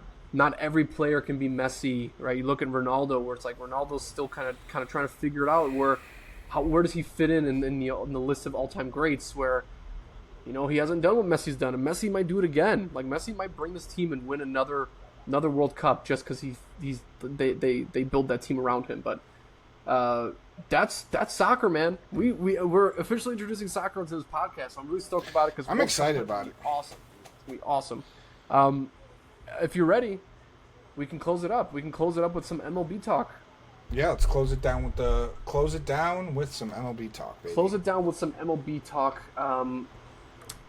I don't have much. The season just began. There isn't too many huge storylines. From the big storylines, the biggest thing, and this is going to be relative to my closing discussion, is the umpiring mixed with the ABS, which is the automatic strike zone, and that kind of storyline. And then also with the Pirates promoting their 19-year-old phenom, Connor Griffin, which is the number 1 ranked overall prospect this early in the season. You don't see that as often, especially this quick, but knowing that the Pirates actually do have some sort of stage where they're willing to kind of compete again, that's a very interesting topic. But tell me, how has watching baseball been for you this first week? Yeah, it's been fun. What you're really looking for, at least me, what I'm looking for is more individual performances. I'm looking for guys who are going to have some sort of sustained success down the stretch a little bit. More so pitchers.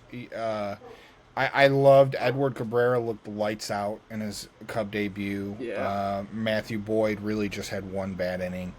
Other than that, I thought he was fantastic. Yankees are obviously playing great ball, but and the Dodgers look great. So the one thing I will say, there's a lot of really fun young rookies that are up right now. We've seen, and we saw them all. Owen Casey's doing really great stuff over there in Miami. J.J. Weatherholt for the Cardinals. He's been out here playing really well. He had a game winner against the Rays over the weekend. Tigers got, is it Kevin McGonigal? Yeah, Kevin McGonigal. He hit a 2-run single, a big clutch 2-run single against the Padres over the weekend. And then the big one that everyone seems to be talking about, JMU boy Chase DeLauder on the Guardians. Yeah, hit 4 home runs over the weekend. So that was really great stuff. That was really fun. Baseball is one of those sports. It's crazy because it seems like every year you think by playoffs you think everyone in the league, and then by opening day the following season nobody in all these lineups. And that was me. I watched the Guardians. I couldn't name fucking 7 guys in the lineup. And I watched so much fucking baseball. Yeah. It's sickening how much baseball. I should fucking get a life and have kids. I only watch baseball in the summer. As you should. Yeah. Best way to my do it. mental health rides with the Cubs.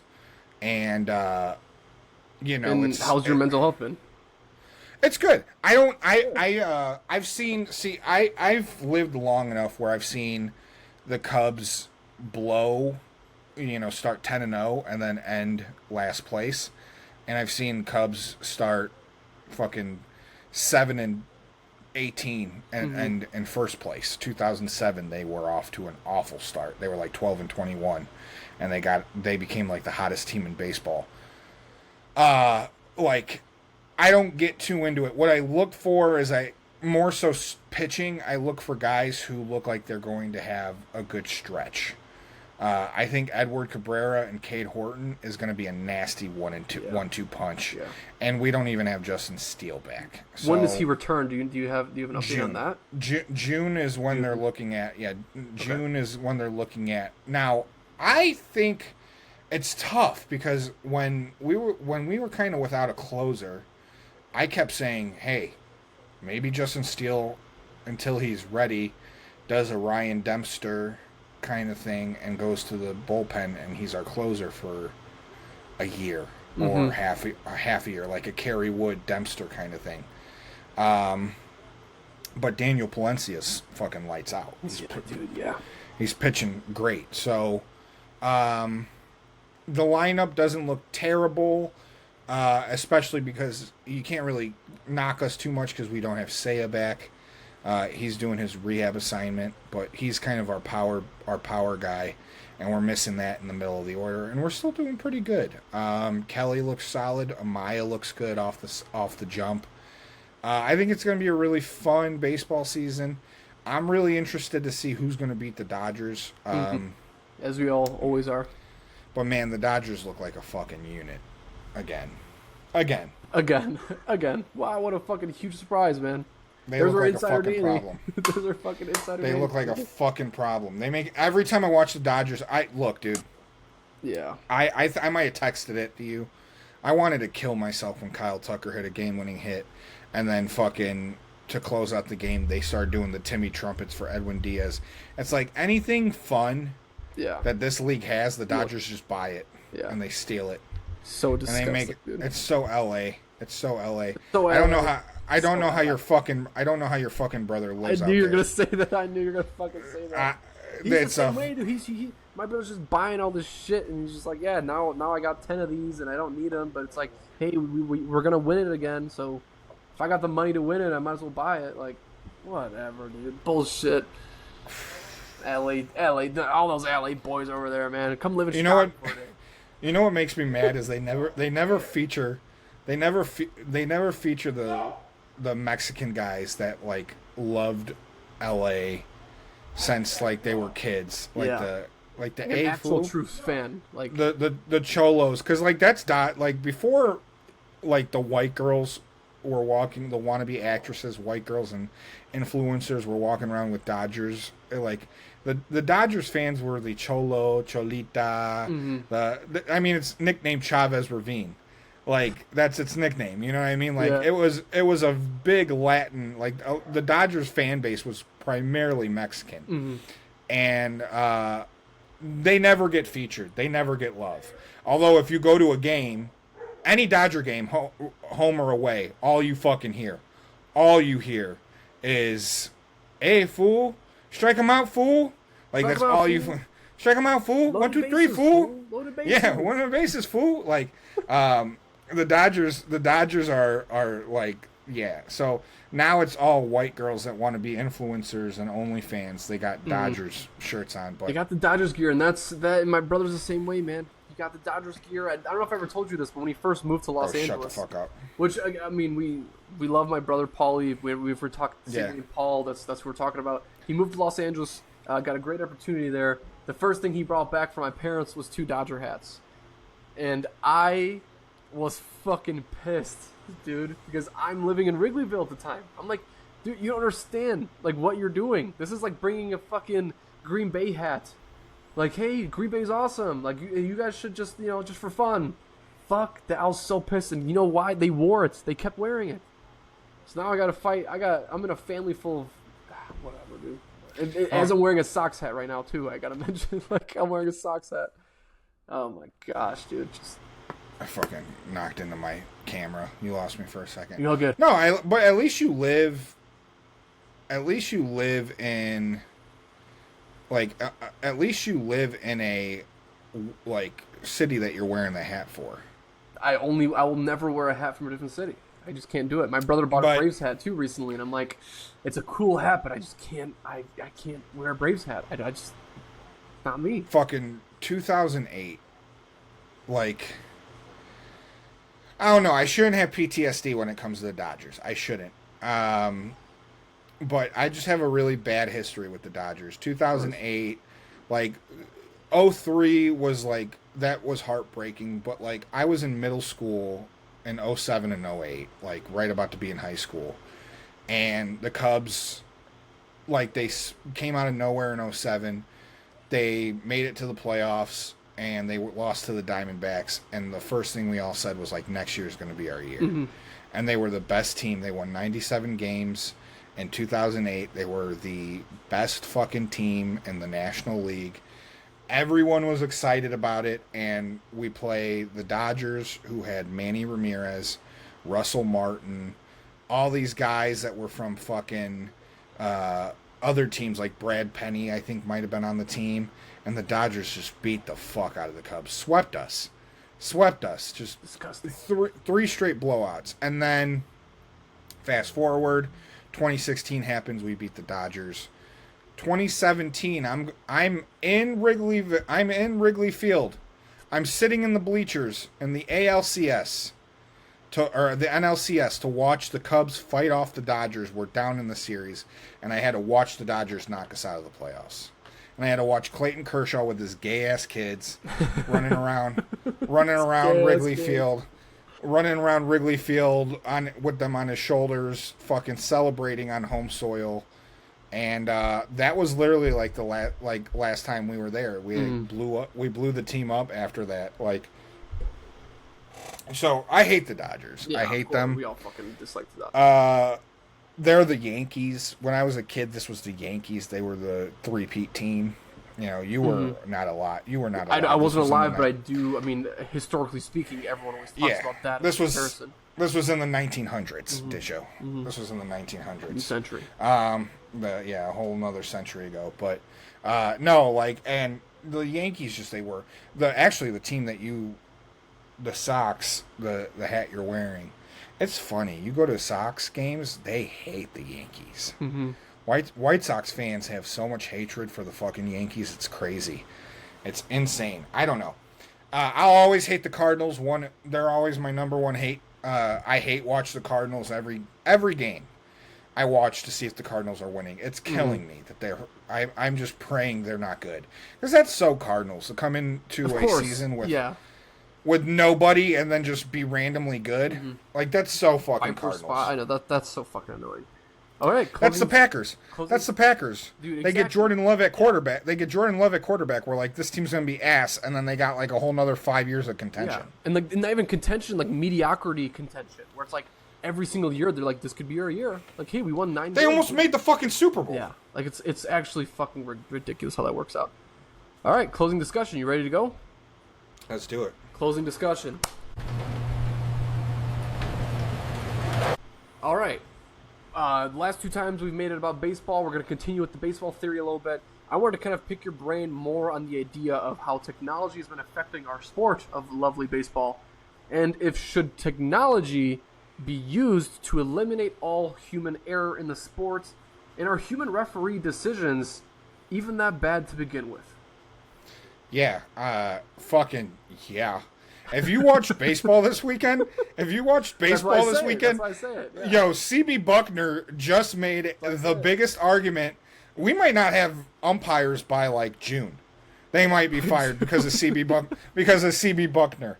This guy was wrong. This guy was wrong in almost every situation. And he was so proud of it. And he was like, go ahead, Chet. Go ahead, Chet. Like, dude, like that game where he's not even looking at the bag, the Brewers and Rays game where he's not even looking at the base, and he calls the guy out, and like he says the guy didn't touch the base, and they go back in the replay, and like you can't touch the base more than this guy touched the base. Yeah. You couldn't touch it more. It's so crazy how bad he is, and he's probably, this guy's been working for the MLB since like 1992. he is one of the more tenured guys. Like, he's considered to be one of the better in the league. There's guys that are considered worse than him, Dijo. So, like, Crazy shit, dude. just get rid of umpires. And you know what's crazy? People are acting like they're losing a job. These guys are like lawyers that are making an extra 300. Yeah, they're making like an extra 300,000 a year on the side of being lawyers. Like, people don't understand this. They're fine. Being a referee isn't a constant daily job. They might be a referee in a second job as well, but referees have like multiple positions because they're not working every day. They're working like twice a week. Like, of course, there are 60-year-old guys that are retired. Which, again, you should not have a retired old guy fucking calling balls and strikes. So now, like, it's just... the MLB will never get rid of umps. There'll always be an ump on the field, right? Because then they need to have that feel of there still being a person making some quality decisions. But you agree with the idea that someday, very, very soon, most likely, umpires aren't going to be making... June. I mean, it's crazy. It's crazy how bad these guys are. Like, we first started realizing this of, like, the home runs, where, like, there's a guy standing on the first baseline, and someone hits a home run, and he's going there, and he's going like this, and then they show a replay, and it's clearly a home run. And you're like, what were you even looking at? Like, that's when it started. But, like, after this weekend with what CB Buckner pulled... Dude, just bring in the AI, ChatGPT. Make that a robot umps.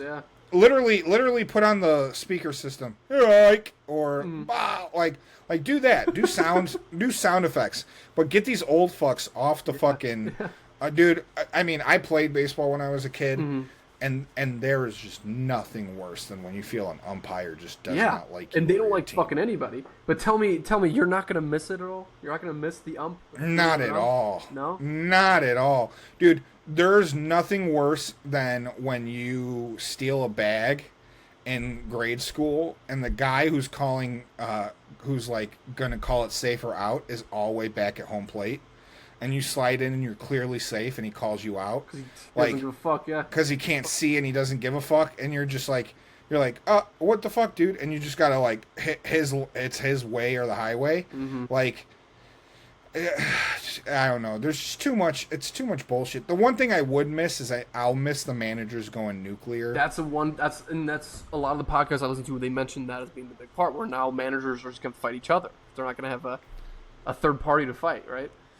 Yeah, I mean, but I don't know. There's always going to be some official on the field. Always. But I really don't know. I there's not many people fighting refs anymore. Like, that's not happening. Like, I know Dan Hurley's a throwback. I was just gonna say I know that. Yeah. he's headbutting guys, but like, you really haven't seen. And if it does happen, it's so clearly performative. Like, it's so clearly like them just trying to get the crowd riled up because it's 8-0 in the sixth inning. Like, it's so performative, but and like you just don't see, like, when I was not even when I was a kid. I mean, when I was a kid, Pedro threw down an old guy. Like, you know, like, they didn't give a fuck. That, like, Tommy Lasorda was calling people cocksuckers. They were twisting hands, dude. Yeah, they were going crazy. He was gonna kill people's families over balls and strikes. Like, it's just not like that anymore. Like, we had Lou Piniella who would unscrew the bag and throw it. That 2008 Cubs. They're just the managers aren't that anymore. They're cool, calm, collected 30-year-old guys, dude. I'm older than the Angels, than the Nationals manager. Yeah, you think about that, huh? Like, that, and that's in a lot of sports now. It's in a lot of sports. He's fucking 33 years old. I'm like, oh my, what am I doing with my life? Yeah, you could be coaching the Angels right now. If you want to bring back managers getting mad, make me a fucking... Put him in, coach. Make me the Cubs manager. Make me the Cubs manager and watch me throw a baseball bat at a little kid into the stands because my team's losing. Obviously, I know you've played baseball your entire life. Have you ever thought about coaching? Actual Little League or something. Have you ever thought about it? Oh, yeah. I mean, I would coach, like, high school or something, but I don't know. I don't... It's just, there's not much you could do. Like if you have a good team, it's not like being right. Yeah, it's not like Baseball's it's not like being a football coach where like you're the one who's developing the plays that your team is doing. Yeah. And you're a big part of the success. Like at a certain point, like don't get me wrong, there's really good baseball managers, there's really bad baseball managers. There's guys who are really good at developing and helping guys get out of slumps. But if you're coaching a really good little league team, you don't even have. You could just call it in. Yeah. Like, I'm not gonna show up to today. there. My wife's taking over. Like. Yeah. I mean, like it doesn't even fucking matter. Like I don't know. It's just. So yeah, I think there should be more. Because I hate when games lose. On like human error. It just sucks. It sucks. Because there's no way to Especially go back, when you're and the ref will even occasionally be like, No. I'm sorry, like that was a bad call. Well, you would rather erase all of that, which I kind of... I would erase all human error. Like, sometimes, like, it's just like, why are we still allowing error to dictate games? Mm-hmm. You know what I mean? Like, why did we not stop the Bills and Broncos game to really figure out if it was a good, clean catch or not, like, or an interception? Like, why are we allowing games to be dictated by wrong calls? It's a really good That's point. not what I want. Yeah. And as a viewer, I invest a lot.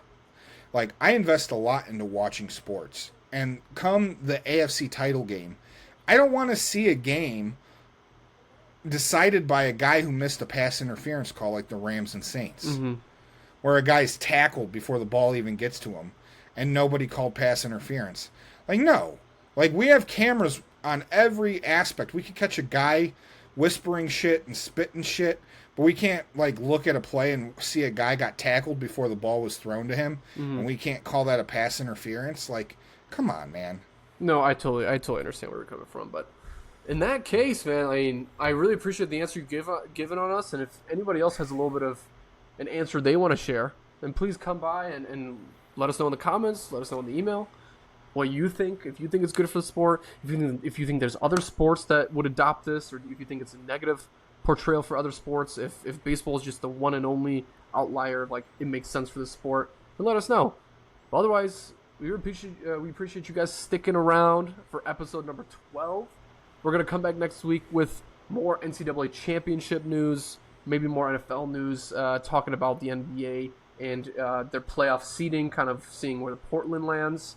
That'd be really exciting. If you got anything else, Danny, I'm going to give you the floor to close it out. Go Cubs. Go That's all I gotta Cubs. say. How's Bregman look? How's he looked?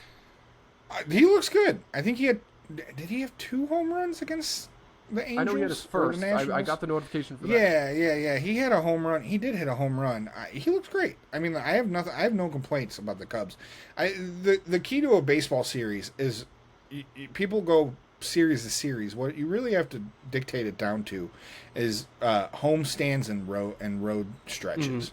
Like if you're going 3-3 and 500 in the majority of your 6-game stretches, you're going to be fine, because if you could just where teams get in trouble is after, they have a bad home stand and then they go on the road and they lose 6 in a row, and then they come home and they go 2-4 and then they go on the road again and they have another bad road trip. Like that's what happened in the Mets last year. So if you could just coast and limit, yeah, like, because look what the Brewers did. Look what the Brewers did. The Brewers did that. The Brewers were mediocre, but then they had 3 16-game win streaks, and they won the division. But they just didn't have a bad losing streak. They just kind of coasted, blip, coasted, blip, coasted, blip. Like, that's kind of, it's a long season, so you just got to kind of coast. And the Cubs 3-3 is not horrible. Okay, that's not me. So far, a good start. I know the first 2 games were a little bit different, but it's so far a good start. And we'll cover more baseball when we get back to you guys next week with more baseball. Yeah, got talk. A weird road trip. Yeah, got a weird road trip. Guardians. Who's next? Who do we play next? Got the Guardians, and then we're playing the Rays, who are now opening Tropicana Field again. So we'll be playing in Tropicana Field. Oh, that's gonna be a crazy crowd then. It's gonna be an insane crowd. I don't know. It's the Rays. I don't even think they know they have baseball. I don't even. Dude, that I've never seen a team that was in a World Series that had like the most mild fucking crowd. Like I don't even think they know they have a baseball team down there. Maybe they'll stick around being football guys over there. I think so. Yeah, it's Buccaneers. Yeah, it's Buccaneers, and now I guess it's Lightning. Tampa Bay Lightning. Yeah, Tampa Bay Lightning. They got themselves a Stanley Cup. That's true. They got themselves 3. All right, boys and girls, we appreciate you guys watching, and don't forget to park on the driveway because there's park on the driveway on the street tonight. Motherfucker, they're taking on the street. Get park on the driveway. Is it raining? It is raining. It is raining over here in Chicago. I got a notification that we will be having a tornado watch today between 9 and 11 p.m. So for all you, stay safe, keep grounded, stay grounded, and stay indoors and listen to the podcast. It's our advice. Let's go. All right, guys. Talk to you later. Cheers. Go Cubs. See you next week. Go Cubs.